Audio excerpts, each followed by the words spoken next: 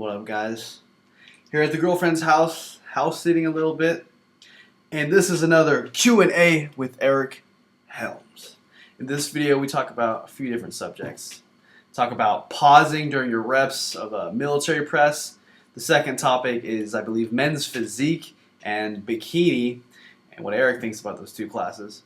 And the last topic of this video is going to be Ramadan and a few tips for those who are practicing Ramadan. I'd just like to say thanks to everyone who's been commenting on the videos and sharing them, spreading support and love. We really appreciate it.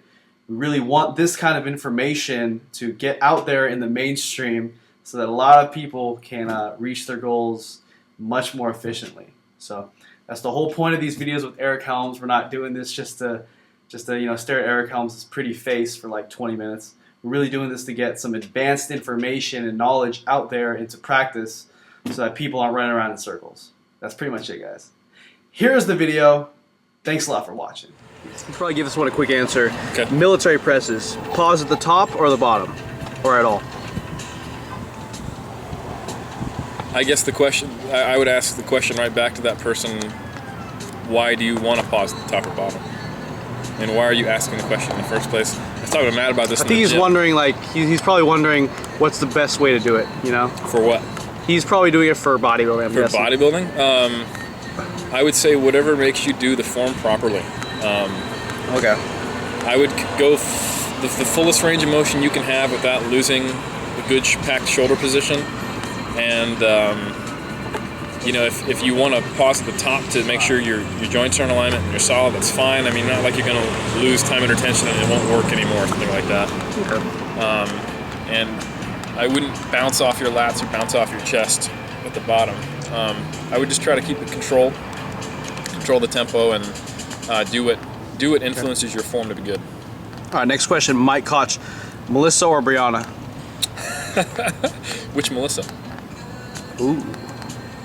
Luis asked, what are the judges looking for in men's physique? And if it matters, dieting the same way you would for a bodybuilding show. So our first question was, what are the judges looking for in men's physique? They don't know. Okay, second question. That's the problem I have with bikini and men's physique and fit body and women's physique.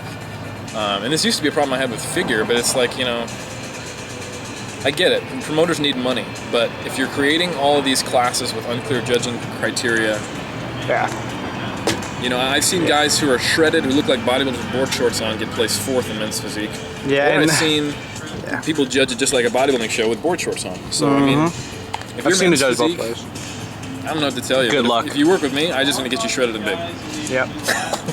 and then whatever. And if the judges screw you, go do bodybuilding.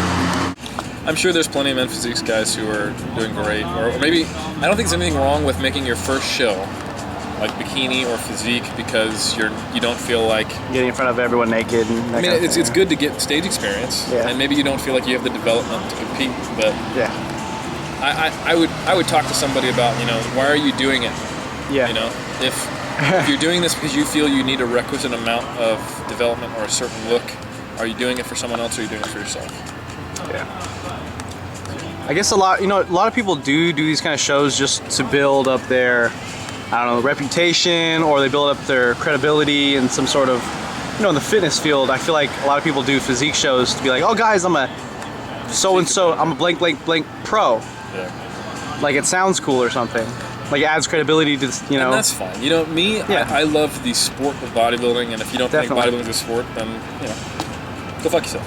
But, yeah, baby. Because it is to me. So I treat it like, you know, throwing a fastball is this same thing as me trying to dial down, you know, get shredded. Present muscularity, symmetry, balance in the mandatory poses. And other people look at it as a bridge for their career. That's fine. Yeah. And I don't judge that. I mean, you do what works for you. I'm always going to approach it as a sport. As a sport, okay. I like that. And not that you have to do that. I have no problem with someone who's a model who wants to do physique shows to have good shots to get a job. I mean, kudos. But I do it because I, you know, competitive drive and fun and all that fun stuff. I feel the same way. There you go. Yeah. Plus, I'm not pretty enough for men's physique. Yeah. No, you're not. Yes. For all of our Muslim brothers, you know, practicing or observing Ramadan, how would you advise for these people, you know, to still be bodybuilders while, you know, being religious at the same time? You know, God, it's kind of tough. Because, hey, look, they can't drink or eat for like 16 hours. So it's intermittent fasting times 9,000. Well, if it's 16 hours, then it basically is intermittent fasting.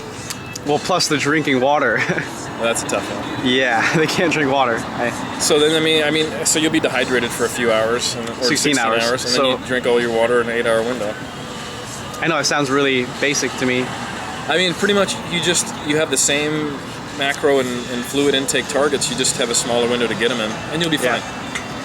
Yeah, I know. But the unfortunate thing is, a lot of people obviously don't track their water intake. They don't track their macronutrient intake. Right. What kind of horrible general advice could you give them? Eat a lot and drink a lot in the 8 hours you have. Okay, so better advice would be to... I would say train before you're feeling the effects of the fasting. Okay. So like, let's say, you know, if you ate in the 8-hour window, I don't remember the specifics of Ramadan. Yeah, neither do I. At night? Yeah, only 8-hour window at night. You're only allowed to eat like about, at night. So I would train first thing in the morning next day. Yeah. Right, so you've had 8 hours of feasting, and then, you know, glycogen's gonna seep, and you're gonna feel better. You train first thing in the morning. You fast all day. It'll be okay if you don't have post-workout. It's not a huge deal. Yeah. I mean, Ramadan isn't every day. And then rinse and repeat. Wait, isn't Ramadan every day? I mean, it's not every day of the year. Yeah. Right, I meant every day, like straight. But it is, you know, it is every day when it's every day. Okay, so it's like, hit your targets if you have targets. If you don't, just eat a lot and drink a lot. Yeah, I honestly don't even think it'll really mess you up that much. I mean, this is something that IFers do on purpose. Yeah. They just drink water. That's the only difference, you know. But I guess just the main issue for them is, you know, they can't eat until the sun goes down, which might be in California like 8 p.m. So I would move to a place where there's more times a day where the sun is down. So like go to Alaska or some shit like. Yeah, I think that's the opposite though. Not sure. You would never get to eat. Alaska's you need to move to like the South Pole or something. Oh, I just. Go to Antarctica. I don't know. Okay. But honestly, it's just a matter of work within the structure you have, but still follow the same general principles. Okay. Because I mean, they have to sleep too. Correct. So it's tough. I mean. Yeah. Okay. Just gotta work with what you got. It sounds like. Yeah. There you go, guys. All right, guys. That's it for this episode. In the next one, we're gonna cover somatotypes and training directed towards whether you're an endomorph, ectomorph, mesomorph, or even if that fucking matters. And also, we're gonna talk about shit. What are we gonna talk about? What was that video about? Fuck. Oh yeah, maintaining strength while cutting. We're gonna talk about that. Stay tuned, boys. We'll see you soon. Hey, quit being a little bitch! Ogus cake!